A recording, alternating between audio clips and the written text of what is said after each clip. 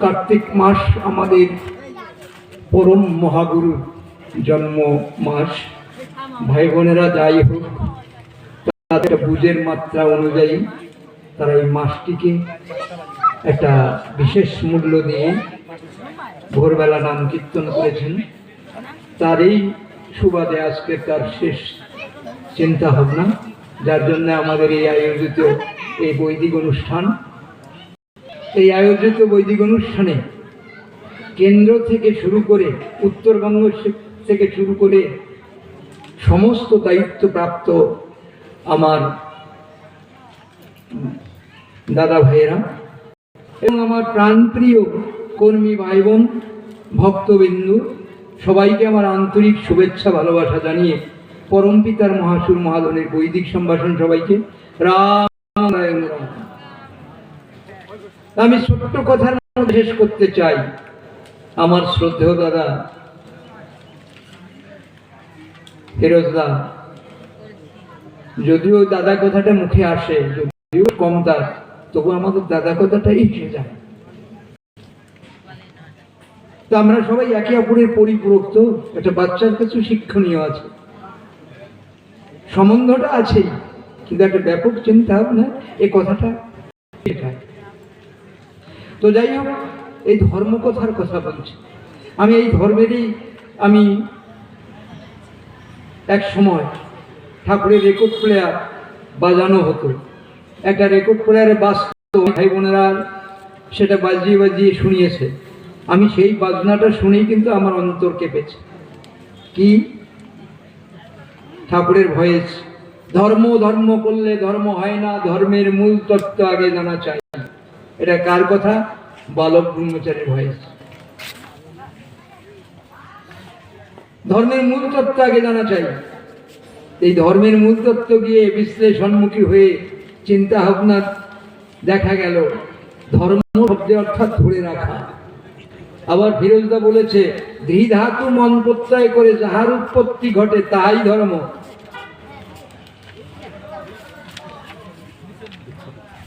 ধৃধাতু মন প্রত্যয় করে, ধৃ মানে ধারণ করা, ধাতু বিভিন্ন বস্তু আমি ধারণ করে আছি আমার দেহের মাধ্যমে। মন একটা চেতনা শক্তি, চৈতন্য সত্তা, প্রত্যয় করা আছে, ঢুকানো আছে। তাই আমার উৎপত্তি ঘটলো, আমি ধর্ম। কি করে আমি ধর্ম? কে আমাকে ধরে আছে? ধর্ম শব্দ অর্থাৎ ধরে রাখা। আমি কাকে ধরে আছি? ছোট্ট কথা, মাটি, জল, বাতাস, আলো, ফাঁকা। এই পাঁচটি বস্তু দেহের মধ্যে ধরে আছি। আর পাঁচটি বস্তুর উপরে আমি দাঁড়িয়ে আছি, যার উপরে কর্ষণ করে আমার এই দেহটাকে বাঁচাচ্ছি। এই যে পাঁচটি মৌলিক অধিকার সম্পূর্ণ এখান থেকে আসছে। তাহলে এই যে প্রকৃতির ধারা আমি ধরে আসি, প্রকৃতির ধারাকে আমি ধরে আসি। আর ওই কথাটাই আমি ভক্তবৃন্দের বলবো। গীতায় আছে, শ্রীকৃষ্ণ বলেছিল যখন অর্জুন অশ্ব ধরে না ফেলিয়ে দিয়েছে, সব কাকা জেঠারা এসেছে, আমি কার সঙ্গে যুদ্ধ করব? তখন অর্জুন বলে কৃষ্ণ বলেছিল, প্রভু বলেছিল যে, হে অর্জুন, ধর্মে নিধন সেও পর ধর্ম ভয়াবহ। হে অর্জুন, তোমার স্বধর্মকে রক্ষা করো। তাহলে তিনি বললেন আমার কাকা যেটা, তাদেরকে আবার প্রভু জানিয়ে দিলেন যে ওরা মানে অন্য ধর্মের লোক, অর্থাৎ স্বধর্মকে মানে না। তাহলে স্বধর্ম বলতে কি বুঝি? জ্ঞাতিবর্গ না, সমানে নিজ। আমি নিজে ধর্মসাগরটা ধারণ করা। আমি কাকে ধারণ করে আছি? মাটি, জল, বাতাস, আলো, ফাঁকাকে।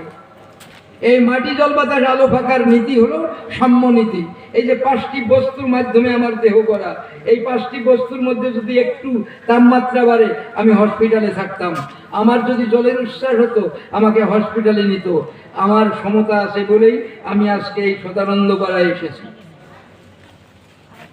সাম্যই আমার ধর্ম। তাই ওরা সুযোগ্র মেদিনী পর্যন্ত তোমাদের দেয়নি। তাই স্বধর্মকে রক্ষা করো। সবার যত আছে এখানে জাতপাত, সবার ধর্ম এক। এই প্রকৃতির ধর্ম অর্থাৎ তথা জীব ধর্ম, ওই প্রত্যেকটা জীবের ওই 5টি বস্তু দিয়ে গড়া। তাই সাংগঠনিক প্রতিনির্দেশে ঠাকুর আমাদের বলেছেন, মুক্ত হও, মুক্ত করো, মুক্তি পাবে। আবর্জনার থেকে মুক্ত হতে হবে। হিন্দু একটা আবর্জনা, মুসলমান কথাটা বিশাল, হিন্দু কথাটাও বিশাল, কিন্তু আবর্জনাতে পরিণত হয়েছে। হিন্দু শব্দের এক বিন্দু যার হিংসা নেই, আমি তো এটাই বুঝেছি।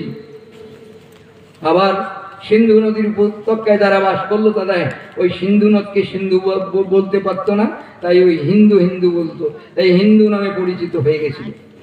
কিন্তু ওই হিন্দু শব্দ অর্থাৎ এক বিন্দু যার হিংসা নাই, আর মুসলমান শব্দের অর্থ হচ্ছে মুসল তীব্র ইমান, মানে খাঁটি মানুষ, একটিও মিথ্যা যে বলে না, খাঁটি মানুষ আছে।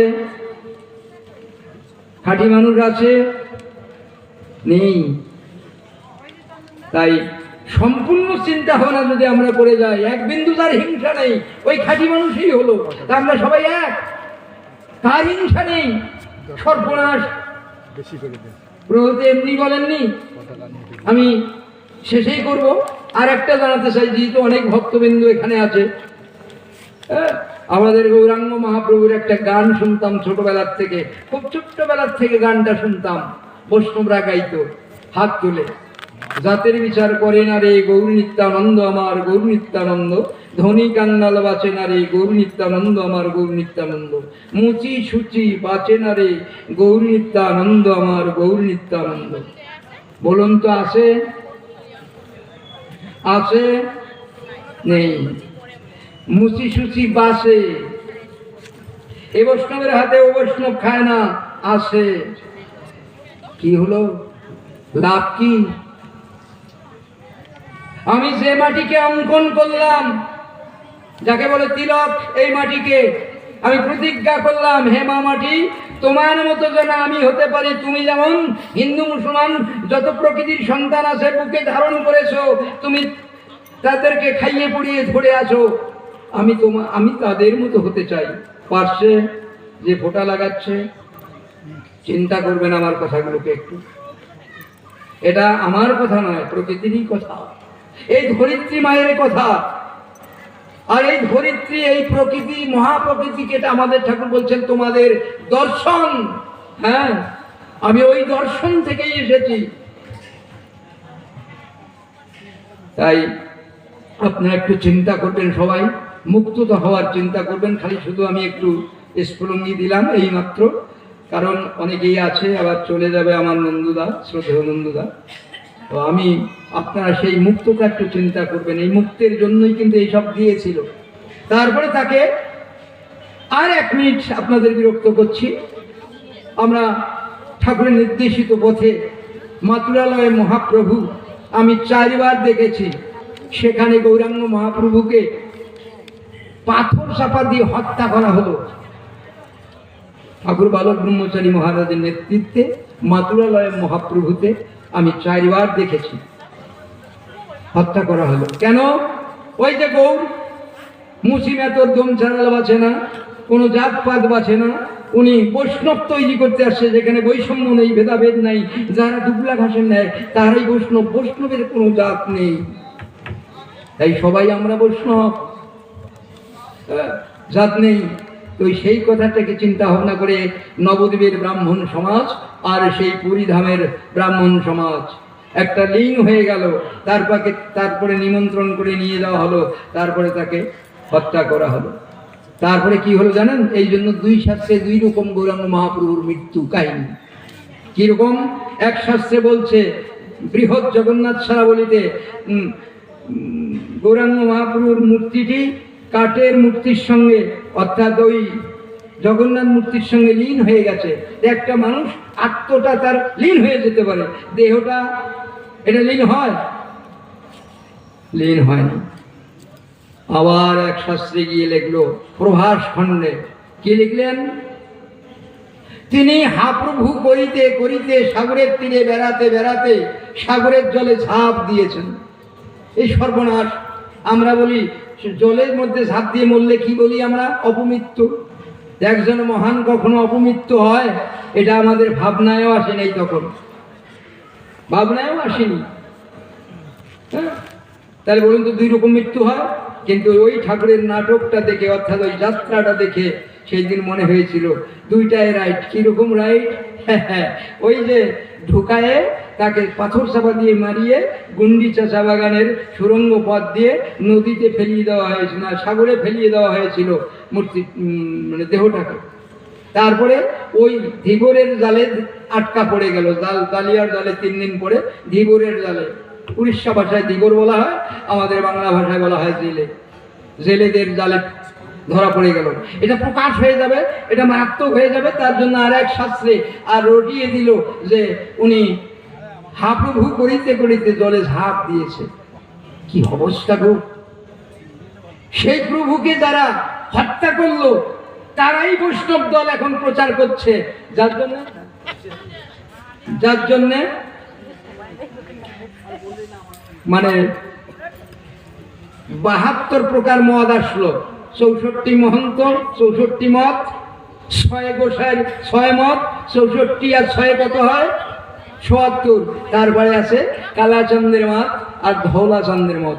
দেখবেন কেউ ধৌলা তিলক কাটে, আবার কেউ দেখবেন কালছেরি তিলক কাটে। ওরা কালা চন্দ্রের মত, মিলে না গো। তাই শেষ করে দিয়েছে। তাই আসুন আবার ওই স্রষ্টা এসেছেন, সেই মূর্ত প্রতীক হিসাবে আমরা সবাই মিলিয়ে যাই। তিনি এই মহাবৈষ্ণব চিন্তা ভাবনা করছেন, আমরা মিলিয়ে যাই। মিলিয়ে যাওয়াই মানে মালা হওয়া। মালা হয়ে যান, মালা পরা নয়। এইটুকু আপনাদের আমি কথা উত্থাপন করে আপনাদের সবাইকে আমার স্মরণে রেখে আপনাদের সকলকে আমার আর্থিক শুভেচ্ছা, ভালোবাসা, প্রণাম জানিয়ে আমি আমার আলোচ্য বিষয় এখানে শেষ করলাম। রাম নারায়ণ রাম।